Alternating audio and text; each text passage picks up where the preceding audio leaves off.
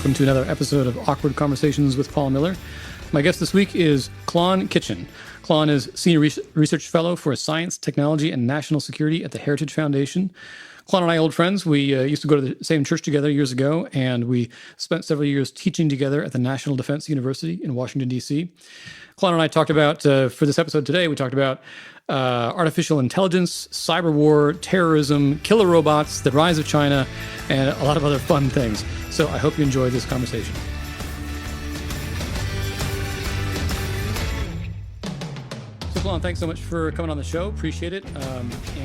As I always like to start these interviews, just tell us about yourself. Tell me where you're from and what you've been doing and who you are and why we should listen to you. Yeah. So I am currently at the Heritage Foundation leading tech policy there. Before that, I was the National Security Advisor to a senator named Ben Sass from Nebraska. Before that, was in the U.S. intelligence community for a little over 15 years, working a range of issues.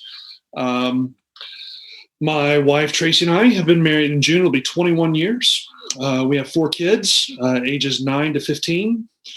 We're active members of our church, Cheverly Baptist Church, here in Cheverly, Maryland. So I'm a guy who does technology and national security, and you and I have been friends for a long time. We taught together at the National War College when we were both professors there, and I'm happy to be on here. Well, I'm glad you. My effort to persuade you we were friends was successful. That's a relief. Sorry. So you spent some time in the intelligence community and you had some experience doing terrorism stuff, counterterrorism stuff. Mm-hmm. Should we still worry about terrorism in an age of pandemic and great power rivalry? Is it still something that we should worry about? Sure. So look, right after 9/11, when terrorism became the thing, I got my start doing high value targeting missions with JSOC and that kind of stuff, and then came back and started doing more national level stuff.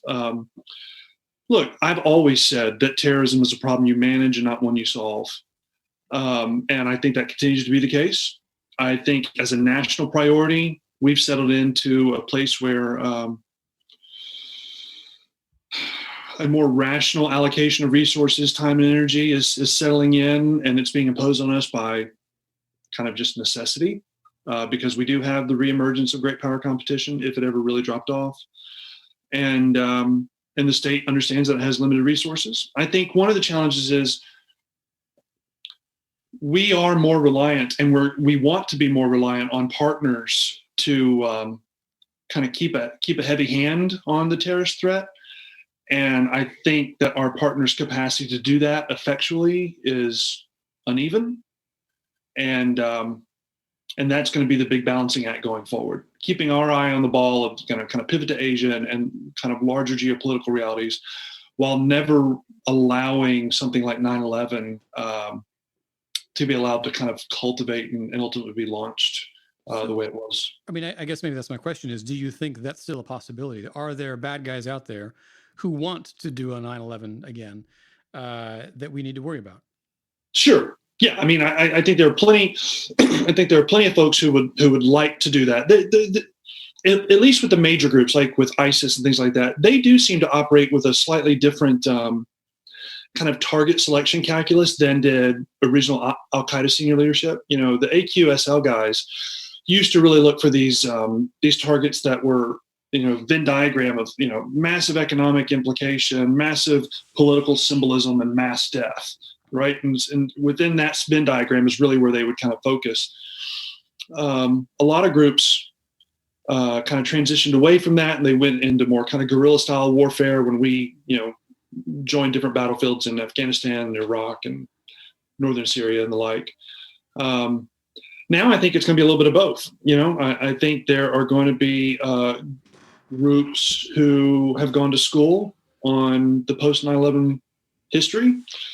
And they're going to seek to leverage those insights and the barriers to entry for conducting bad stuff are still pretty low. We've done a good job of cutting off some, I think, courses of action. Hijacking airliners is obviously much more difficult than it used to be. But there's enough. I mean, look, people like you and I know that if we were bad guys, we know how we'd shut the government down in a week, right? Thankfully, they haven't seemed to catch on to that, or for whatever reasons have chosen not to pursue that. But those of us in the business understand how fragile all this really is. And I think even the COVID-19 stuff demonstrates, like COVID-19 has had an economic impact on the United States that Al-Qaeda couldn't have dreamed of. Right. Yeah. And so people are going to get that. They're going to learn it. And the national security mission is going to continue to be complex and hard. Do you have any thoughts on just one more question on terrorism, and then I want to spend most of our time talking about the technology stuff that you've been working on more recently. Do you have any thoughts on just war and terrorism? How does the just war framework? I just wrote a book on just war coming out later this year or early next year, and I spent a long time thinking about this. What do you think? Is just war a useful way of thinking about terrorism and counterterrorism, or is it an outdated framework we should just throw out? I definitely don't think it's outdated.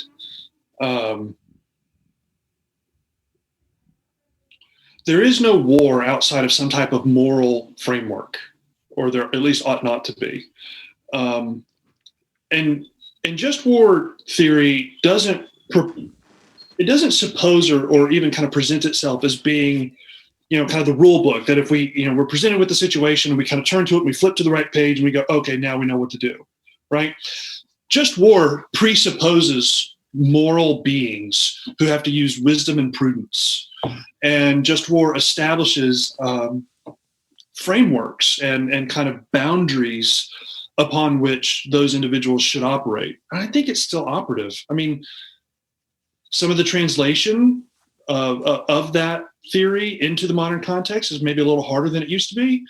But I think it's still applicable, and we may actually be returning to a place where it's maybe more immediately accessible and useful. Yeah, I think that's probably right. I'm going to probably end up yammering on about this a lot over the next year or so as the book comes out. I found that just war, it really seems to be an argument about sovereignty and the defense of sovereignty for the common good. And 500 years ago, they were having arguments about piracy, cannibals, and those who commit crimes against nature. And that seems to be a very applicable argument for terrorism, I think. So, the language has changed a little bit. We don't talk about crimes against nature, but we do talk about war crimes, and we talk about other things like that, crimes against civilians. And so I think it's fairly applicable. Yeah.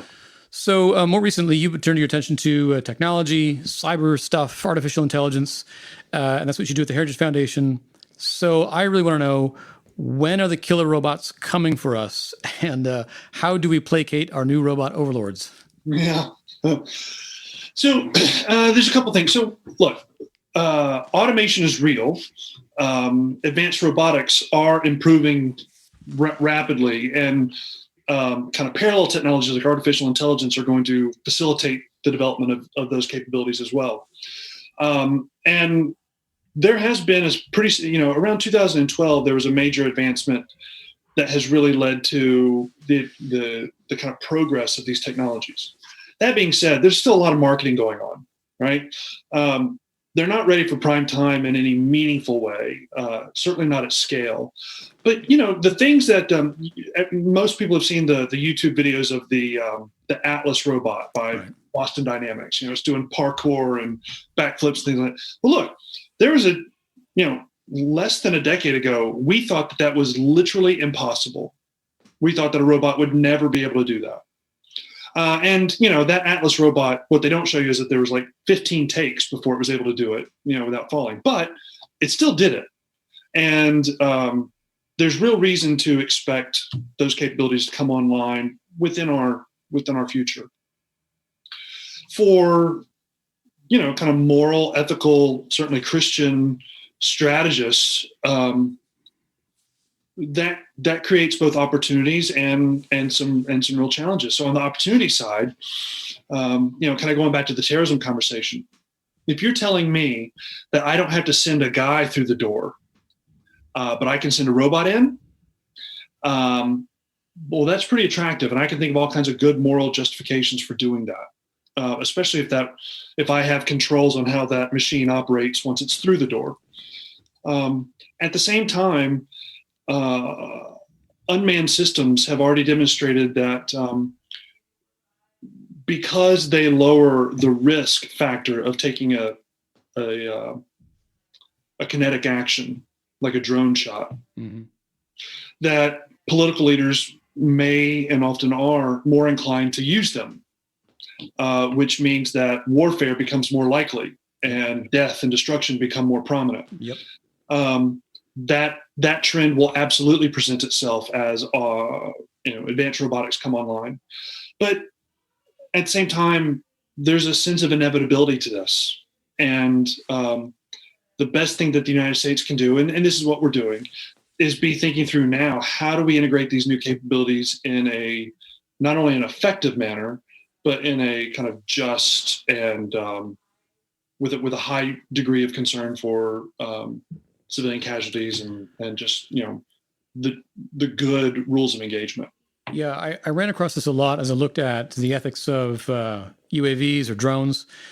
They are highly discriminating. They're highly proportional. That's a really good thing. They make warfare more precise. They also make warfare cheaper, easier, less costly, less risky. And if you make something less costly, you also increase the incidence of it. Just simple economics. So you're going to make warfare easier to do and easier to resort to. And to go back to just war, it means that we're throwing out the last resort criterion, right? It's supposed to be that you resort to violence as a last resort. So I agree that's a big concern. Now, some folks, Michael Walzer says that there should be a different standard. He calls it USAD VIM instead of USAD BILLO, right? That we can have a looser standard for the resort to mild violence, like a drone strike. Do you agree with that, or do you think that we should hold all forms of lethal violence up to the same high moral standard? So I haven't thought about that. It's the first time I really thought about that particular question. Yeah, it's tough, right? And this is where wisdom and prudence come in. Yeah. Because as soon as we try and stand up this kind of hard and fast rule that we can all just kind of refer to the right page and then we know what to do, I just don't trust that. I will say that on the one hand, if there is a justification for kind of loosening the rules in kind of conflict other than war, I want to be careful not to erode the underlying justification for constraint in the first place, which is human dignity, right? So whether it's a lot of humans or just one human dignity should be a defining kind of variable and barrier within that, within that calculus. So to the degree that we can recognize different scenarios and different situations and do different types of cost benefit, I don't want to decisively undermine that kind of core notion of human dignity and worth. Yeah, no, I think that's about right. So I mentioned Walzer. I disagree with his notion of USAD VIM. I actually think that sort of essentially all forms of lethal violence should be held up to the same high moral standard, and the state should be expected to give a rationale for why violence in this instance is the one and only and best tool to accomplish the peace and justice it's out for, whether that's one drone strike or an invading army, right? And I think human dignity is a good metric for that. Are there is autonomous weapons a science fiction fantasy thing, or are we doing this now? You said there's an inevitability to it. How far along that path are we? Well, I do think it is inevitable. I think we're pretty far down that road, but we haven't realized like anywhere close to the kind of the full implementation of it. But I'll give you an example. The ship defense guns, the CWIS guns that are on destroyers, that do automated identification of targets and threats, tracking, and there's only one step that keeps a person in the loop to actually engage, and that's it says, hey, look, I've got it. Can I shoot it down? And somebody says yes, and then it goes. That system has the ability to be fully autonomous. It can remove the man in the loop in that case. And right now we keep it because we have the capacity to keep the person in the loop without absorbing significantly greater risk. Well, at the point where we have a massive proliferation of like hypersonic missiles, like what Russia and China are dealing with, we may not have that kind of time buffer. Right. We may not be able to afford that type of thing. And so there's going to be, I think, a moment where the defense requires a level of autonomy that we're currently uncomfortable with. And if you want an example of how kind of industry is already kind of preceding us on that, the scale and speed of cybersecurity threats, cyber actors, where they're actually using AI and automation to scale cyber intrusions and attacks to where no one person or even group of people could possibly keep up. Well, the industry is moving toward automated cyber defense. Algorithms that are constantly crawling systems, looking for bad guys, and kind of proactively, autonomously stymieing them and kicking them out, and even kind of chasing them back into their networks. Well, all that's automated, and it has to be because of the scale and speed. Sure. Well, to the degree that warfare becomes AI enabled and automated, that same scale and speed is going to dictate and require those types of responses that we're seeing in industry. Okay, were you a fan of the original Star Trek series? Not in the way that you would identify as. There's an episode from the classic series back in the 60s where, Kirk and Spock, they come to a planet and find that it's a Cold War parable where there's two sides on this planet. They're fighting a Cold War against each other, but they've handed it entirely over to computers. And the computers run simulations of the war, and then they just hand out, okay, you've been killed, report to your death tube. And then the people actually do. They actually report, and they die, and they're killed sort of humanely, and there's no hassle of buildings to rebuild, right? And so the computers run the whole thing, even running, like the decisions of who lives and who dies. Now, I take it we're probably not on the verge of that kind of Star Trek dystopia. Well, but just on that though, this, like robotics, there's a lot of marketing around AI, but AI really does hold could realize many of the promises that are being made about it. And the United States government is rightfully, I think, spending a lot of time and energy trying to build artificial intelligence algorithms that can do a lot of things. And that is going to create some interesting questions. So, for example, on the one hand, we're going to know more than we've ever known. When we start using AI in a meaningful way, we will be able to identify, interrogate, and exploit volumes of data that no human ever could, just unthinkable volumes of data. And so we're going to know more than we have ever known before. At the same time, we're not going to always know how we know what we know. And what I mean by that is it's common within algorithms because they're ingesting and leveraging volumes of data and are able to make connections between that data in ways that are more sophisticated and nuanced than a person can. It's going to make recommendations. It's going to draw connections. They will ultimately produce predictions that we won't be able to demonstrate or validate, right? Or replicate, right? Or replicate, right? And so, in normal AI development, these are called black box problems or black box algorithms. You often hear, oh, we pointed this algorithm at this algorithm. We told them to do this task. They did the task efficiently and wonderfully, but they did it and they developed this language that we can't decipher. We don't know why they're doing it. Okay, that's a black box problem. Well, what happens when a political AI says, hey, listen, country X is going to attack country Y in 36 and a half hours, and the commander turns to his human intel guys and says, hey, why is it saying this? And they go, I don't know.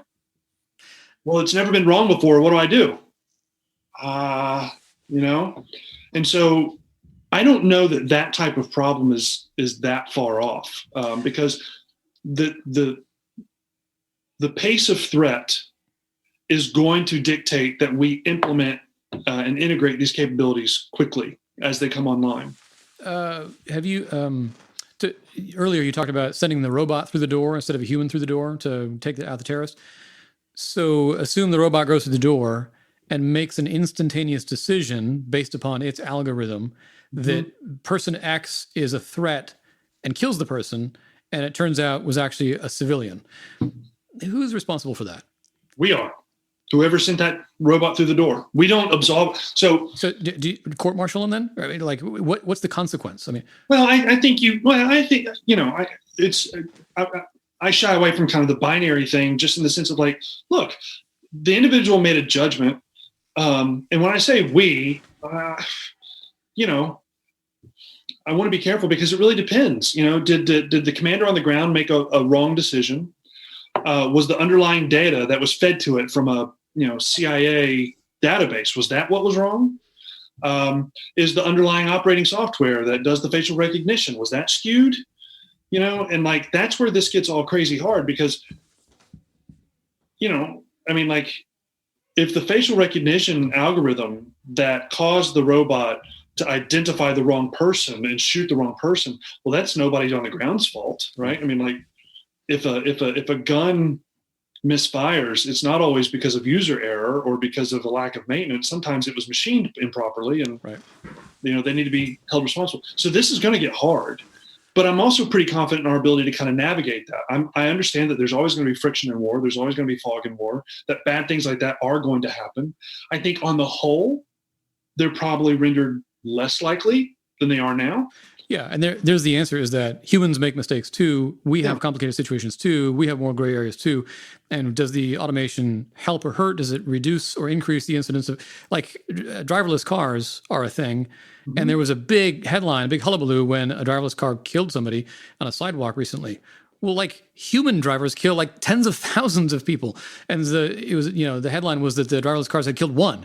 Even in that case, it was actually user error. The user had made some mistakes. Yeah, right. Yeah. So even assuming that there's going to be some machine mistakes, it will still make the world perhaps more safe. Have you read? I think it's Jason Thacker's book on the ethics of AI. Yeah, so Jason Thacker's a friend. I was actually speaking with him yesterday, and I was a part of the ERLC's AI principles drafting committee. I gave input on that. Yeah. So I haven't read his book, but I know Jason very well, and I'm very familiar with his thinking on the subject. Yeah, give us a quick and dirty. What's the bottom line? Well, the bottom line is that artificial intelligence is a creative expression of man's creative nature, which is a reflection of man's creator, that it has great capacity to be an effective tool, but that it in no way, shape, or form should ever undermine human dignity and worth. It doesn't absolve humans from responsibilities. And that in his book, he's specifically arguing that Christians in the church need to be thinking more deeply and deliberately on the issue of artificial intelligence, because it's going to be so transformative to virtually every aspect of life. And I wonder, so I read this article, honestly, I think it was by Henry Kissinger in The Atlantic a while ago, about maybe it was a different one. There's an article that said, what will human life be like when, as a teenager, you go off to college and you ask a computer what your major should be, and the computer simply tells you based upon everything, all the data you feed it. What happens when you ask a dating app who you should marry, and it just tells you based upon all the data you fed it? That really changes. We've been talking about national security and world politics. It changes what human life means on an individual and a family level in a very profound way, and it changes what it starts to become almost a pastoral function. You're allowing the computer to shepherd your life. And you've been returning this idea of human dignity, and I'm concerned that handing computers control over those kind of decisions really does start to undermine what it means to be human, to exercise agency and autonomy, agency and responsibility for who and what we are. Yeah, I think, I mean, that's absolutely true. I think one of the biggest checks because look, people have a strong tendency to divest themselves of responsibility and give over to technology influence, right? So, for example, when you or I get into the car and we pull up Google Maps and we say, hey, what's the quickest way to work? We don't really question what it gives us, right? We just follow it. We hop in and we kind of follow the arrow and we're good.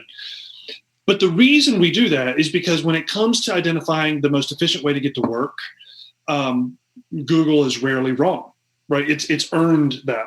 Yeah. But if every third time it sent me from Maryland to DC through Delaware, I wouldn't trust it. And I think on some of the more complicated human interaction, human relationship stuff that you were talking about, algorithms just aren't going to be up to that, right? I don't think that they'll perform sufficiently well to garner the kind of broad scale human trust that you're describing. That being said, I think there will be a whole host of decisions that fall well below what you're describing, where it does perform sufficiently well. So, for example, I'm less worried about who it tells me to date. I'm more worried about its ability to actively predict the date of death for sick people who are in terminal illness, and therefore limited medical resources aren't provided. Right, and just the almost overnight devaluing of human life that would come from that, and there would be every metric in the world that would justify a doctor's decision to do that, and I think it would still be decisively. It would be a continuation of the commodification of human life and the reduction of human dignity that I think would hurt us significantly as a society. And that's really hard because you can see the very strong rationale in favor of that from an economic standpoint, from an efficiency standpoint. Even right now, in the middle of this pandemic, doctors are having to perform triage and decide this patient yes, this patient no. So human beings already make these decisions. And so this temptation is very strong to say, well, let's make it more objective by letting the computer decide for us which life is more valuable and therefore who's going to get the medical treatment. No. So I sense that's wrong. Can you spell out more clearly why it's wrong? Well, I mean, it's wrong if in that's the only. I'm not a utilitarian. Yeah. I don't judge the value of life based on that life's utility to me or to society at large. I begin with the presupposition that all human life has inherent value, precisely because it's equal value, inherent and equal value, right? Exactly right. Even exactly the right. sick people, right? Especially. And I cheated by analogizing to the current crisis, the current pandemic. Of course, in this kind of situation, triage is inescapable, and you have to make those decisions. But I think the hypothetical you posed was not necessarily in emergency conditions, that we will simply hand over those decisions as a matter of routine care, yes. And that doctors will refuse to give medication that is otherwise available just because of the computer's decision that life is not worth saving.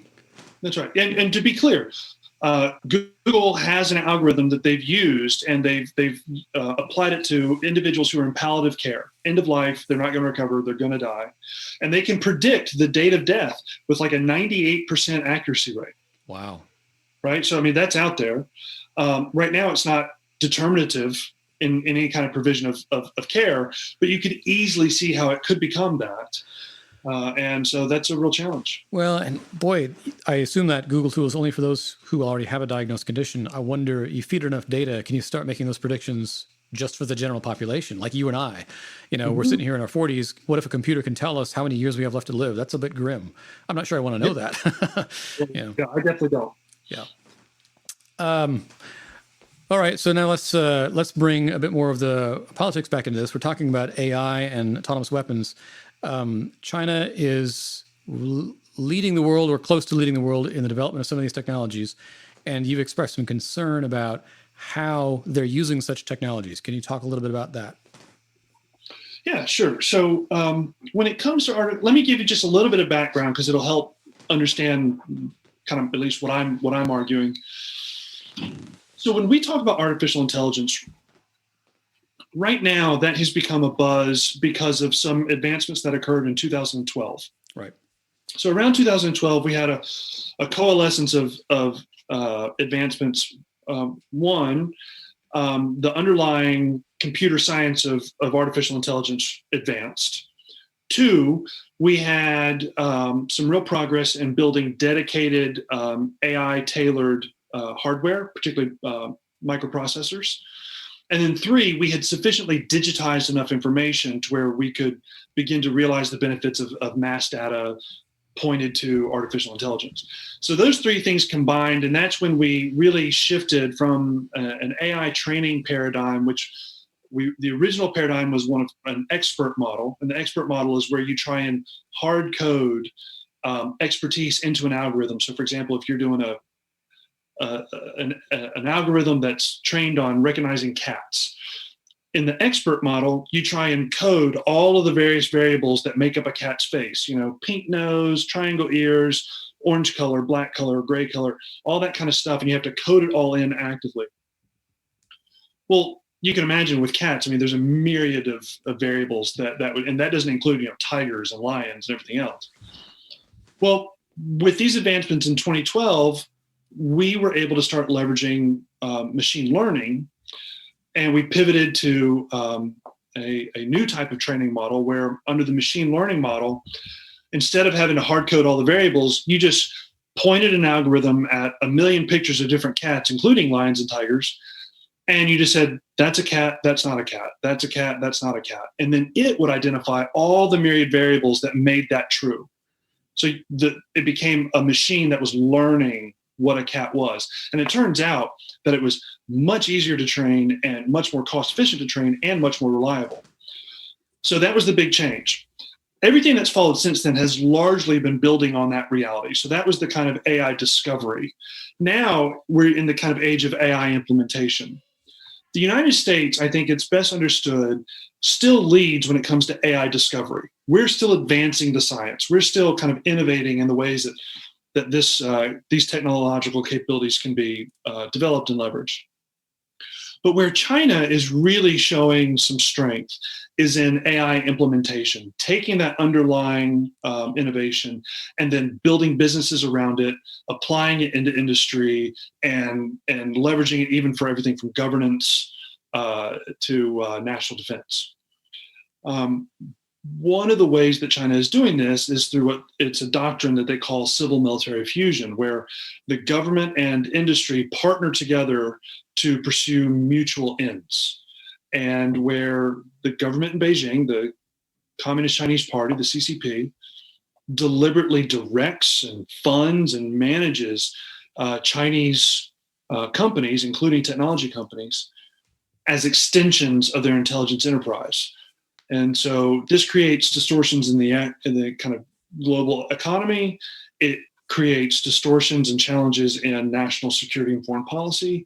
And the United States is just now beginning to kind of grapple with that. You're saying that the Chinese government uses Chinese companies as an extension of its espionage around the world. Is that about right? That's right. That's exactly right. Which is why there's a big hullabaloo about Chinese technology firms like Huawei building the 5G networks. Can you share with us about that a little bit? Sure.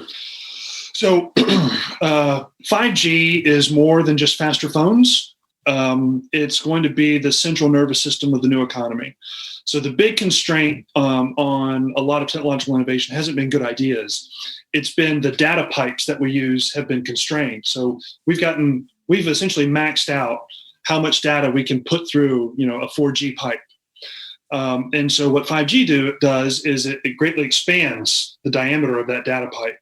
And it will be the single largest improvement in data throughput that we've had in any kind of intergenerational change in telecommunications. So when people talk about 5G and how great it's going to be, they're not just talking about fast phones. It's actually going to enable a new type of kind of compute than we've ever had before. Just as an example, before 4G, we didn't have Uber. And the reason we didn't have Uber was because the data pipes weren't sufficiently kind of thick enough to support real-time geolocation of people and cars at the same time at scale. But then 4G rolled out and all of a sudden we could do that. Well, 4G wasn't rolled out with Uber in mind. Uber came into existence once 4G did. And so there's going to be a whole sector of the economy that emerges in the wake of 5G that we can't even envision now. Okay, so 5G, central nervous system of the new economy.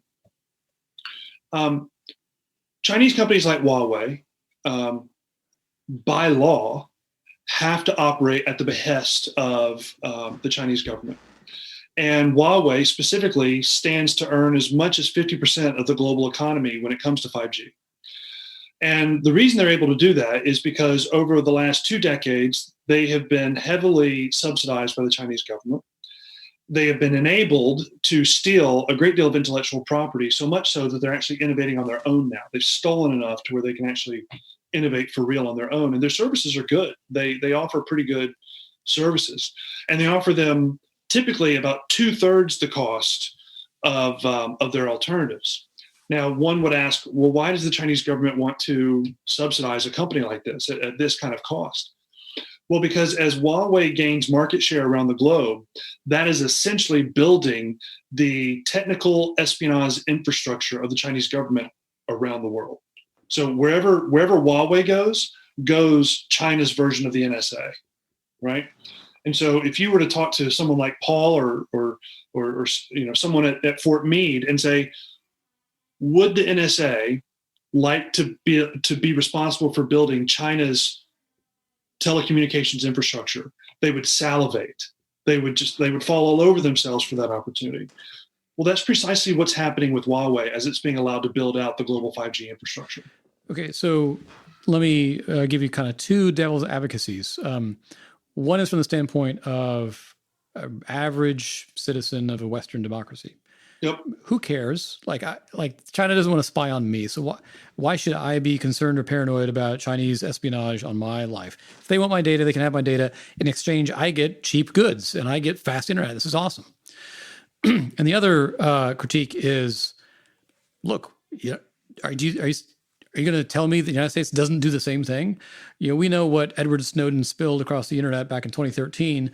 It looks to me as if the U.S. does the same thing when we have the chance. So what makes it wrong when they do it and okay when we do it? Yeah. So let me take the second one and then I'll come back to the first one. And if I forget, just remind me. But both of your hypothetical responses operate from a false moral equivalency about the United States and China. Right? We are not the same. We are fundamentally different in terms of our national aspirations, our role in doing good in both within our own societies, within Western societies, and then within the globe as a whole. But then on the point, like, well, wait a minute, the U.S. and China both do this. So where does the U.S. get off saying, China's bad? Well, look, I'm not mad at China for playing the game. I'm mad at us for letting them win. Right. So I expect, what China is doing is rational and coherent from their perspective. Right. They're seeking to use peculiarities of their system and government and their technological capacity to amass and to wield geopolitical influence. They're like every other nation in the history of nations, right? So I don't necessarily begrudge them that. What I oppose, one, is our naivete to that reality to the degree that it imperils our national interests, right? So I just want to recognize reality and then engage it from a national security, foreign policy perspective. I'm not mad at China. I just don't like us letting them win because I do think that has kind of bigger pieces. And then to your first point about an individual's response, well, this is why this decision shouldn't be made by individuals. Individuals, frankly, are dumb and they don't make good. They don't make good choices, right? And I'm all for the individual. I value the individual. I'm a capitalist. I'm a free market guy. I think the individuals, should be free to make these choices. But all of us recognize that the state has a fundamental role in providing for the common defense. And so if you want to ask yourself, well, what would China do? Well, let's just ask ourselves, what has China done? We're talking about within its own borders, Nazi-level human rights violations. More than 1 million religious and political minorities imprisoned in concentration camps, right? We're talking about the willful allowance of tens of thousands, if not hundreds of thousands, of people being killed by the coronavirus just so that the state wouldn't lose face, right? And the reality is that in the midst of the COVID thing, there was a threat that China would withhold critical medical supplies and personal protection equipment from Western nations, including the United States, and that we would be tossed, into the ocean of coronavirus. Well, if they're willing to do that with medical supplies as they've integrated themselves into the supply chain, what do you think that they would do with telecommunications networks?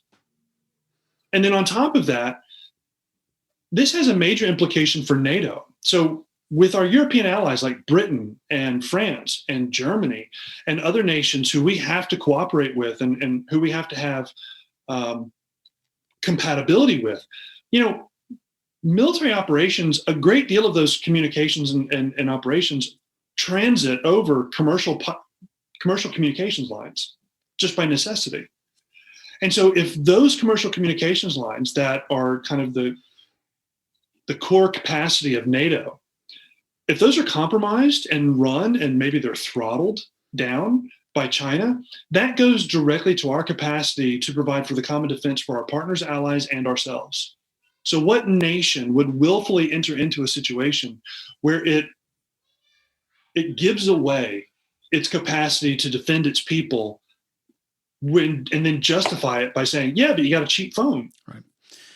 So, a bit ago, we talked about the ethics of AI, and you said AI is an expression of man's creativity, and it can be a good and powerful tool for all kinds of good things, yet it poses danger and can undermine human dignity, human flourishing. And if I'm hearing what you're saying correctly, it sounds like you're saying that China is now a world leader in one of the most powerful and revolutionary technologies in all of human history, and is not constrained ethically in how it uses it. Therefore, is also a world leader in using this technology to damage the human good. I mean, is there another way of putting it? No, I think that's right. I mean, I'm increasingly describing this as a conflict of visions, to steal a phrase from Thomas Sowell, but the idea being that what China is trying to what they're trying to offer is a vision of governance that is antithetical to traditional Western and certainly the United States model of governance. The Chinese model that they're trying to build and then deploy is one that promises the economic benefits of capitalism coupled with the political stability and control of authoritarianism. It's a techno-totalitarianism. And if they are able to solidify and actually build, and there's nothing that says that they can't do this. I mean, I know in the West, it's common for us to presume victory, like that we'll always win out. And what I would say is our model is without a doubt, unquestionably better for human thriving. The reality is that historically speaking, our model is the peripheral model. Ours is the one that's exceptional historically. There have been all kinds of centrally managed authoritarian regimes throughout history that have managed to hang on for hundreds of years, if not thousands. And so there's no guarantee that we win this argument. And so what China is building is this alternative model of governance where technology may actually enable them to perform just well enough to be a legitimate peer competitor to the United States model. And to the degree that they can do that, there are plenty of would-be autocratic states who will buy that. And if they can offer it in a box coupled with Huawei networks, then that techno-totalitarianism could easily be the number one export along China's Belt and Road Initiative. And that is it's a kind of a frightening vision of what the world could look like if we allow this to kind of progress unchecked. I sometimes hear it's not quite an argument; it's more an attitude that democracy is an inherently better idea, and the world we live in is so wonderful, and so therefore it will win out because it's such a good idea. And I look at history and I think we didn't build this world because it's a better idea. The world we live in was threatened by lots of authoritarian and totalitarian systems, from the Nazis to the Soviets to the Japanese Empire to the Kaiser, and we built better guns. We defeated them on the field of battle. The war of ideas is strewn with actual corpses. And if we're going to fight this sort of battle for influence with totalitarian China, that we need to lean on more than just the superiority of our ideas. That's right. Well, and again, being better and producing greater human thriving is great, right? That's something to be proud of. But that in no way, shape, or form guarantees victory. Right. I mean, there are real benefits to the Chinese model that they are taking advantage of. So for example, on the, kind of the Chinese model of state-run industry, they don't produce anywhere near the level of kind of diversity and agility that the American model does. But they are able to leverage their industry on key government priorities in a way that the United States doesn't. Whether AI applied to some type of particular task is readily monetizable doesn't really factor in. If the Chinese government decides that it needs to be pursued, well, then they will arrange their industry to make sure that it's pursued, and they won't take their eye off of it until the government says they can. So I'm curious if there's something we can do at an individual level. And I note that, as you wrote in this article you shared, Facebook does not operate in China, but Google does. Google's made the choice, the commercial choice, to go ahead and operate in China and be essentially complicit in everything the Chinese government does. Do you advocate a kind of a individual level, private, voluntary, like boycott of companies that do business with China? Should we all stop Googling things instead of go to Bing or Yahoo or something like that? Well, the problem is that you're not going to be able to escape it, right? So, for example, Google's presence in China is largely a research presence. It's not actually a large commercial presence. But Microsoft, who I like and who has, frankly, a good and reputable posture with the United States government, they are doing things. They're doing all the things in China that Google is accused of, right? So they offer censored search. They have mass participation in their market in terms of the selling of their software and hardware capabilities. Arguably, China's AI capacity was seeded by Microsoft research in China over a decade ago.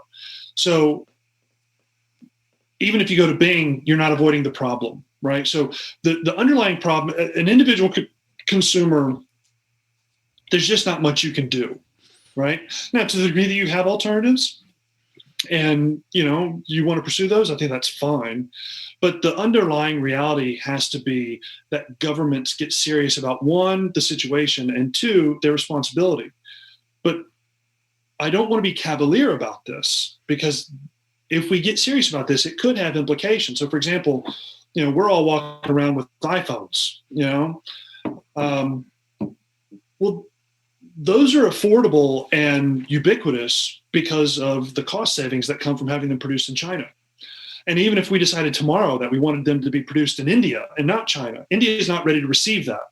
Like they couldn't implement that supply chain if they wanted to right now, which means that instead of being ubiquitous and everybody has one, these become more like Teslas, where you see them around, but they're really like for kind of rich people who can pay $3,000 for a phone. Well, I'm not sure the American consumer is ready for that. Right. I'm not sure they understand that. I'm not sure governments are willing to enact that type of a cost. And so we have some real headwinds and genuine economic interests that are working at cross purposes with some of the issues that we're talking about. So it sounds like sounds like the responsibility then at the individual level is less in our commercial choices and more in the policies we demand of our governments and the policies we're willing to put up with. Yeah. Yep. Yeah. That's exactly right. So if there's this looming conflict between the United States and China on kind of who gets to set the rules of the road for the global economy and for global technology standards, is cyber war a thing? We hear that phrase a lot, but I'm not entirely convinced it refers to a reality. Do you think it's useful to think of cyber war? Is that being fought right now? Do we have to fear that it will be a thing, or is that just a science fiction thing? Well, like all good academics, it depends on what you mean when you say it, right? So, and like all good students, that's the exact right answer. It depends. I tell my students all the time. Exactly. Yeah. So, to the degree that people are asking the question, are there ongoing engagements within the digital domain where nation states are pitted against one another and pursuing interests and at times enacting actions that impose a cost on the opposition? Yes, that's happening. That's happening with greater frequency and at a higher op tempo than ever before. And that is going to be a defining feature of modern conflict for the foreseeable future. I don't think that's going away. Increasingly, virtually every kind of military activity has some type of digital cyber component to it. And I think that's only going to grow. Are we asking does that relegate all other forms of conflict and fighting irrelevant? No, never. In fact, I think the space between kind of the digital domain and what we'll call the kinetic world, I think that space is shrinking. So you can imagine a scenario where, so Iran took an action recently, and it was reported publicly that the United States responded by going in through a cyber operation and shutting down Iran's air defense system as a signal, like, hey, we can turn your lights off if we need to. But what that's also communicating is, and we could therefore send bombers and missiles and blow stuff up, right? Because if it's only, hey, we can turn stuff off, well, that's kind of a nuisance, but it's not really deterrence. But if it's coupled with the commensurate threat of kinetic force, well, then now you have real deterrence. So, look, I think cyber is one of these things where it is amorphous. It is simultaneously a domain and a capability. I think that there are requirements for some deliberate thinking about operating in that domain, but I don't think that it's an entirely separate thing that's somehow divorced from the rest of geopolitical engagement. So should there be another war, either a regional war or great power war, we should expect cyber to be very much a part of that, but not, yeah. Absolutely. And to bring it kind of full circle, how would you then bring just war thinking into this? Is just war applicable to cyber war in the same way we talked about with autonomous weapons? Yeah, I mean, because you have I think so, because even on a kind of a pure digital operation, you still have the opportunity to cause loss of life, cause massive loss or to inflict economic and social damage. And in many ways, as we've been discussing already, at lower relative risk and cost to you as the actor than via other mechanisms. And therefore you have to have some type of binding moral framework on you to help navigate those strategic choices and those tactical choices. So yeah, I think it's still applicable, but again, the translation work of bringing just war theory into the cyber domain, it's going to require some nuance and sophistication, and I don't know that will ever be done. I think as new capabilities come online, we'll have to continually refine our thinking. Well, it's a good topic for us to revisit a year from now, after the great war between the United States and China, after we settle the pandemic. Yeah. That's right. Klon, I really enjoyed the conversation. This is exactly what I was hoping for, something wide-ranging on a bunch of topics that I don't know a whole lot about and I don't follow too closely, so it was good to hear your expert and informed opinion about it, so thank you. Thanks for having me. I enjoyed it. Yeah. Thank you for listening to another episode of Awkward Conversations with Paul Miller. My guest again this week was Klon Kitchen of the Heritage Foundation. If you want to learn more about Klon, you can follow him on Twitter at Klon Kitchen. That's Klon with a K. You can also find him on the Heritage Foundation's website at heritage.org. You can learn more about me by following me on Twitter at PaulDMiller2. Check out my website at pauldmiller.com. I've put in some time upgrading that website. You can find a lot of my old writings there now if you like, pauldmiller.com. Support this podcast at patreon.com/awkwardconversations. Email me with your suggestions, questions, or critiques at awkwardconpod@gmail.com. Subscribe to this podcast on iTunes, Google Podcasts, or wherever you find podcasts. Thanks as always to Michael Neal, my producer, for keeping the trains running on time. And always thank you to my wife for your infinite patience and love for me.